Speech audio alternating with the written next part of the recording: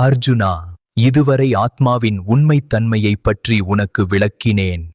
அது அறிவின் பாதை. இப்போது செயல்களை எப்படிச் செய்ய வேண்டும் என்ற புத்தியோகத்தைப் பற்றி கேள். இந்த புரிதலோடு நீ செயல்படத் தொடங்கினால் உன் செயல்கள் உன்னை பந்தப்படுத்தாது.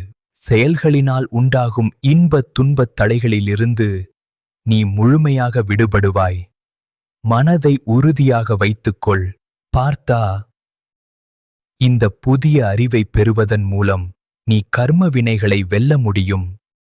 அர்ஜுனா, இந்த பாதையின் மகிமையை தெரிந்து கொள்.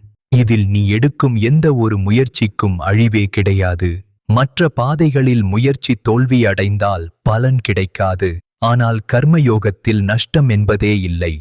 இந்த தர்மத்தில் நீ செய்யும் மிகச்சிறிய முயற்சி கூட உன்னை மிகப்பெரிய பயத்திலிருந்து காப்பாற்றும். அதனால் பயத்தை விடு.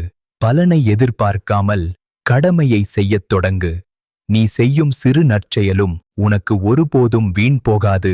அர்ஜுனா, தெளிவான இலக்கை நோக்கிய புத்தி என்பது எப்போதும் ஒன்றாகத்தான் இருக்கும். இந்த தர்மத்தின் பாதையில் மன உறுதி கொண்டவர்களின் சிந்தனை சிதறாமல் ஒரே நேர்கோட்டில் செல்லும். உறுதியற்ற மனம் கொண்டவர்களின் புத்தியோ பல கிளைகளாகப் பிரிந்து முடிவில்லாமல் அலைபாய்ந்து கொண்டே இருக்கும். பார்த்தா, குழப்பங்களை விடு. உன் புத்தியை ஒருமுகப்படுத்து. சிதறிய எண்ணங்கள் உன்னை உன் கடமையிலிருந்து திசை திருப்ப அனுமதிக்காதே.